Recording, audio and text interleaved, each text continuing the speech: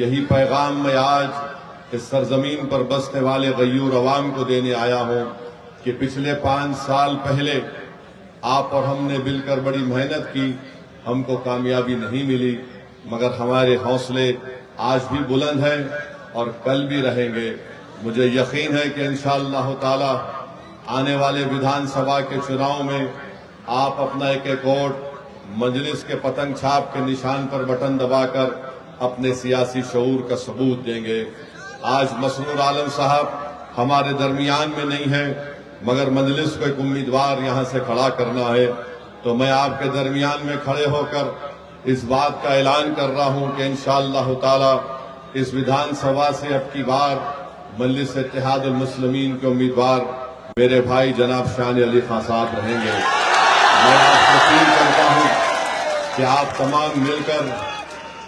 तमाम मिलकर उनके लिए मेहनत करें, दुआ करें और उनको कामयाब करें, ताकि शेरघाटी के इन गरीब और मजलूम अवाम की आवाज बिहार की विधानसभा में गूंजे।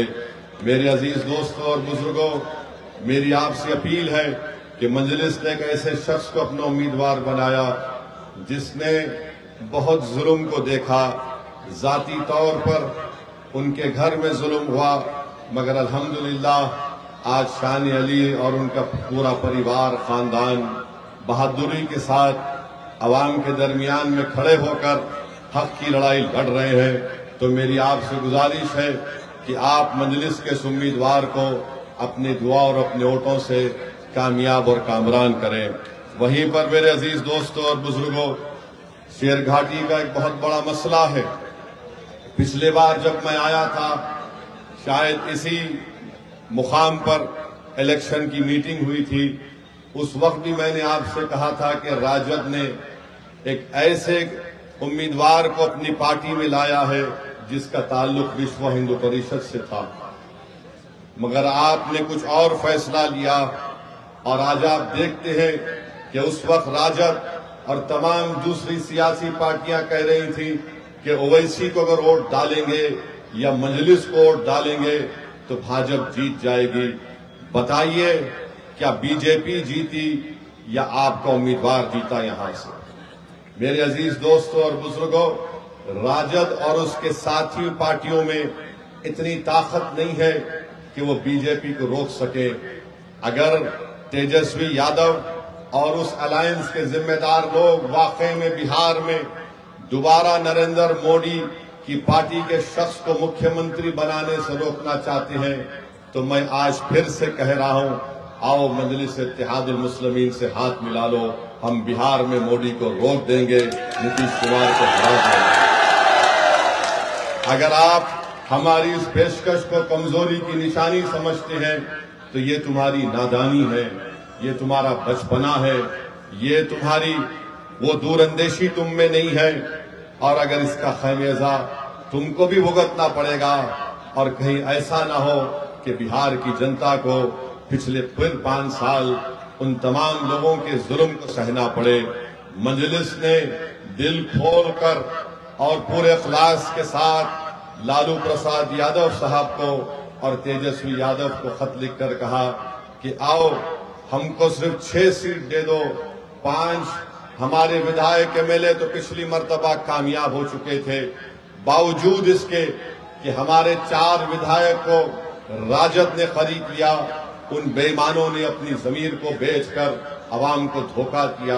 हमने आगे बढ़कर कहा कि आओ, मगर अगर वो इसकी कमजोरी की निशानी समझते हैं तो इसकी वो इनकी नादानी है। मगर मैं राजद के लोगों को बताना चाह रहा हूं, ये हाथ जो तुम्हारे आगे बढ़े हैं दोस्ती के लिए, ये भीख नहीं मांग रहे हैं, ये 19% अक़लियतें अपना हक मांग रही हैं। अगर तुम कमजोरी समझते हो तो याद रखो, ये हाथ बड़े दराज हैं, तुम्हारे गिरेबान के तार से भी खेलने को तैयार हैं। मेरे अजीज दोस्तों और बुजुर्गों, शेरघाटी में सबसे बड़ा मसला है, जिला यहां पर बनना चाहिए।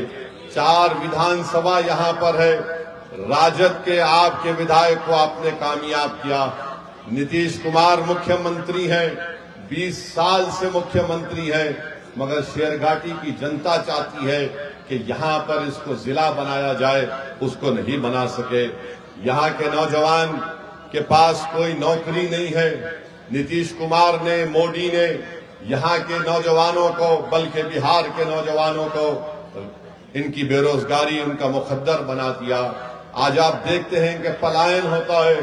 हर नौजवान 17-18 साल का होता है तो उसको अपना घर छोड़कर हिंदुस्तान के कोने कोने में जाना पड़ता है ताकि गरीबी और मुफलिसी का इसका परिवार या वो खुद शिकार ना हो जाए। मेरे अजीज दोस्तों और बुजुर्गों, नरेंद्र मोदी और नीतीश कुमार एक ऐसे बादशाह की तरह है कि अगर कोई नौजवान पानी में डूब रहा है तो बजाय उसको पानी से निकाला जाए, ये दोनों उस पर पत्थर फेंक कर उसको जख्मी करते हैं, फिर उस पर बर्छे मारकर उसको जख्मी कर कर उसको तलवार उसके हाथ में देखकर उसको खींचते हैं। ये इनका तरीका है नौजवानों को बचाने का। यहाँ पर अस्पताल भी नहीं है, यहाँ पर एक अस्पताल भी नहीं है।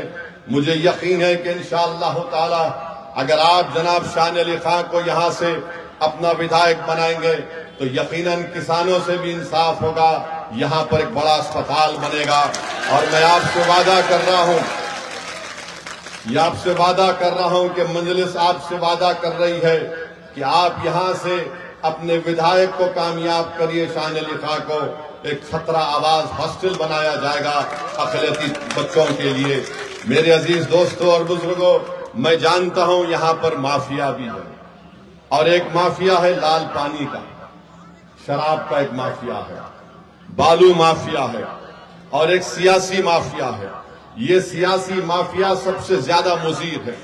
ये सियासी माफिया शेर घाटी के इन गयूर अवाम को और बिलखुसूस हमारे नौजवानों को समझता है कि इनकी कोई हैसियत नहीं है।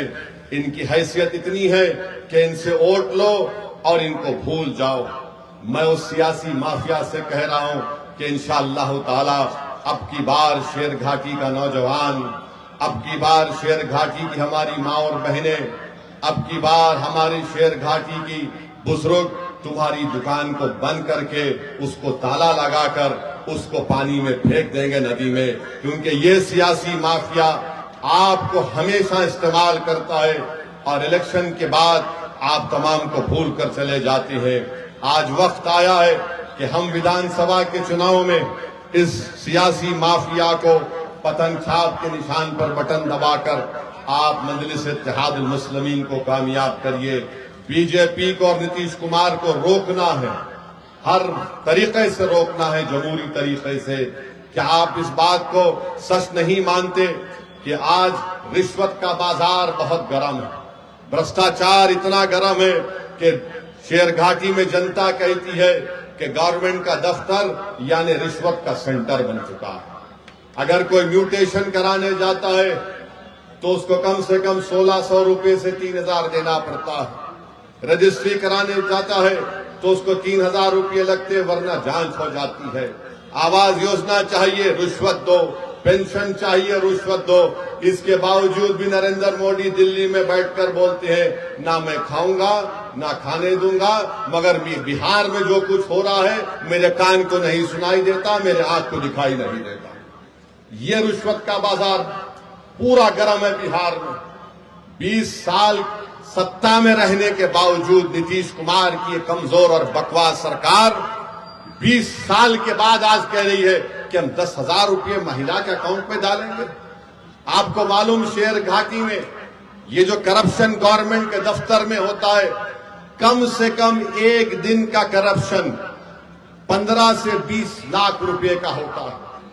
अब 5 साल में, एक साल में 365 दिन, हिसाब लगा लो आप, एक दिन 10 से 15 लाख की रिश्वत ली जाती है। और 5 साल के बाद, बल्कि 20 साल की सत्ता के बाद नीतीश कुमार नरेंद्र मोदी के कहते हैं कि भाइयों बहनों हमने 5 साल दबा के लूटा, अब आपको 10,000 रुपये देते हैं वापस। ये इनका मकसद है। और फिर आप जानते हैं कि शेर घाटी में क्या क्या नहीं हो रहा है, बल्कि आपको एक लिस्ट बनाकर लाया हूं मैं। यहां पर आप देखते हैं कि अक्टूबर 2025 में एक 24 साला दीपक को गोली मारकर नया बाजार रजिस्ट्री ऑफिस में हत्या कर दी गई। सिर्फ 30 मीटर दूर पुलिस स्टेशन था, और हजरत पुलिस आराम से सो रही थी। हजरत पुलिस आराम से सो रही थी और ये बेचारा 24 साल दीपक को गोली मारकर हत्या कर दी। और बाद में हत्या करने वाले उसी के रिश्तेदार ने हजरत पुलिस को जाकर कहा कि भैया हम आ गए, हमको गिरफ्तार कर दीजिए। फिर उसके बाद आइए आप जुलाई 2025 में एक रिटायर्ड डॉक्टर तपेश्वर सिंह को स्कूटर मोटरसाइकिल पर जाने वाले लोगों ने गोली मार दी। मालूम हुआ कि प्रॉपर्टी का जायदाद का झगड़ा था, नीतीश कुमार को खबर नहीं। फिर जनवरी 2025 में रमा कॉलोनी शेरघाटी में बम ब्लास्ट हुआ, बम बनाते हुए लोगों को, इसका किसी को हजरत पुलिस को पता नहीं। फिर एक 6 साल की बच्ची 2024 में उसको किडनैप किया गया, उससे बदसलूकी की गई उस बच्ची को, और मुरहार नदी में उचिरवन गांव में उसकी लाश मिली। बताइए क्या हो रहा है। फिर आप देखिए बम बना रहे थे 2025 में काशनार गांव में 60 बम बना रहे थे। ये क्या कर रही है यहाँ की सरकार। और फिर सैलाब आता है, जैसा कि 2025 के मानसून में गोपालपुर, पलहाट, कुबड़ी में पूरा गांव पानी में डूब चुका है, कलवट बह चुके हैं, यहाँ पर लोग जा नहीं सकते। ये हाल शेरघाटी का है मेरे अजीज दोस्तों और बुजुर्गों। जीटी रोड और अंदर के गांव जो है शेरघाटी ब्लॉक में रोड ही नहीं है। फिर आप अस्पताल माशाल्लाह जितना बोले उसके बारे में कम है। लॉ एंड ऑर्डर का जिक्र कर दिया, और हर चीज में आप देखते हैं कि किसानों का, उनकी फसल का नुकसान हो रहा है, इसका कोई पैमाना नहीं है। मेरे अजीज दोस्तों और बुजुर्गों, ये हाल आपकी विधानसभा का है। अब आप अंदाजा लगाइए पूरे बिहार में क्या हो रहा होगा। इसके बावजूद भी अगर हम नीतीश कुमार और बीजेपी को नहीं रोकेंगे तो इसका सबसे बड़ा नुकसान बिहार की जनता को होगा, सेकुलरिज्म को होगा, हमारे संविधान को होगा। और मेरे अजीज दोस्तों और बुजुर्गों, सबसे शर्मनाक हरकत हमारे भारत के सुप्रीम कोर्ट में हुई कि एक शख्स जिसका नाम रोशन राकेश किशोर था, इसने चीफ जस्टिस के इजलास में कोर्ट नंबर 1 में चीफ जस्टिस के सामने जूता उतार कर फेंक दिया उसके कोर्ट में। इसका नाम क्या था? राकेश किशोर। हमारे भारत की सबसे बड़ी कोर्ट, सुप्रीम कोर्ट के जज जो है वो दूसरे दलित जज हैं।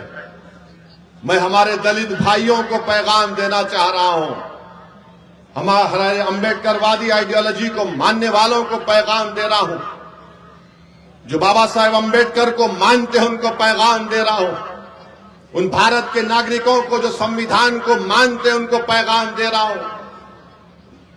ये तारीखी सरजमीन में खड़े होकर बोल रहा हूं, चीफ जस्टिस ऑफ इंडिया के कोर्ट में एक शख्स अपना जूता उठाकर चीफ जस्टिस के कोर्ट में फेंकता है। मेरे भाई आप बताइए क्या हो रहा है। और जब उस शख्स ने नारा क्या लगाया, सुप्रीम कोर्ट के चीफ जस्टिस के इजलास में नारा क्या लगाया कि सनातन धर्म का अपमान नहीं सहेगा हिंदुस्तान। उसने नारा लगाया और अपनी जेब से उसके कागज भी निकला, उसमें लिखा था कि सनातन धर्म का अपमान नहीं सहेगा हिंदुस्तान। हम मोदी से पूछना चाह रहे हैं, मोहन भगवत से पूछना चाह रहे हैं, नीतीश कुमार से पूछना चाह रहे हैं, बताओ इस शख्स में इतनी हिम्मत कैसे आई कि वो सुप्रीम कोर्ट के चीफ जस्टिस के इजलास में जाकर जूता उठाकर भारत के दूसरे दलित चीफ जस्टिस ऑफ इंडिया की तरफ फेंके। नरेंद्र मोदी 11 साल आपके प्रधानमंत्री की मौजूदगी में नहीं कि हम मानते हो सही नहीं था, मगर दिल्ली पुलिस को क्या हुआ? दिल्ली पुलिस 100 मोटर एक्शन ले सकती। और मैं आपको बता रहा हूं, देश को बता रहा हूं, जब हमारी संसद पार्लियामेंट में 2 नौजवान कूद गए संसद में, याद है? कूदे थे। कूदने के बाद एक धुआं उन्होंने छोड़ा, उन पर अनलॉफुल एक्टिविटीज प्रिवेंशन एक्ट लगाया गया। भारत के प्रधानमंत्री दिल्ली की पुलिस आपके मातहत आती है और आप खाली एक बयान दे दिए, ये बहुत गलत हुआ। अरे आपको तो ये करना चाहिए था कि आप उस शख्स पर जिसका नाम राकेश किशोर है उस पर यूएपीए लगाते। यूएपीए लगाते, पुलिस खुद से कंप्लेन कर सकती है। अगर उसका नाम राकेश किशोर नहीं होता, उसका नाम असद होता, क्या करते पुलिस बीजेपी वाले?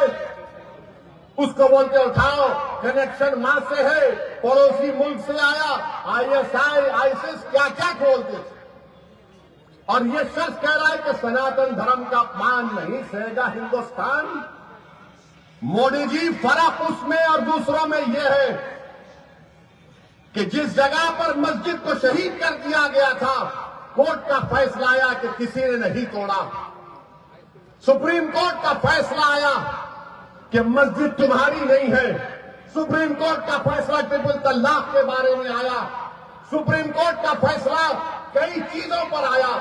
हालिया यही सुप्रीम कोर्ट ने इंटरिम ऑर्डर दिया वक्फ कानून के ऊपर, जिससे हमको नुकसान होगा, मस्जिदों को नुकसान होगा।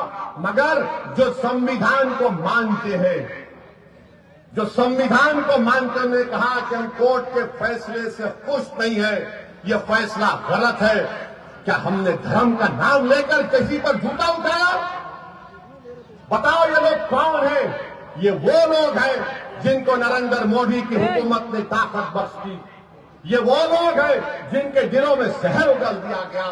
ये वो लोग हैं, आज भी राकेश किशोर बोलता है कि मुझे किसी चीज की परवाह नहीं है, मुझे कोई गम नहीं है कि मैंने चीफ जस्टिस ऑफ इंडिया के सामने जूता उठाकर फेंका। ये क्या हो रहा है हमारे देश में? इंसाफ की जगह पर इस तरह की हरकत हो रही है और दिल्ली की पुलिस उसको गिरफ्तार भी नहीं करती। मुबारक हो तुम्हारी बहादुरी पर, मुबारक हो कि तुम खामोश बैठे हो।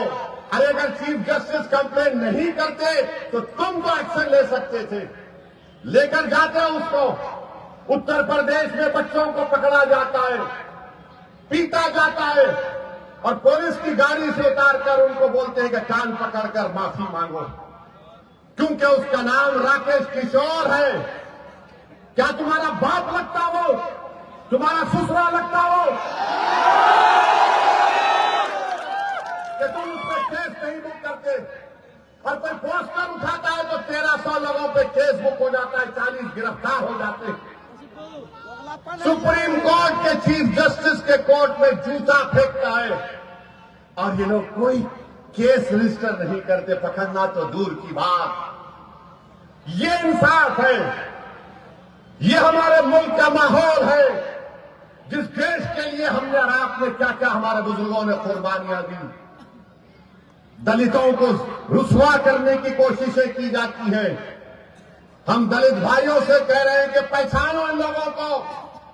बीजेपी तुम्हारी दोस्त नहीं बन सकती, मोदी तुम्हारा हमदर्द नहीं बन सकता।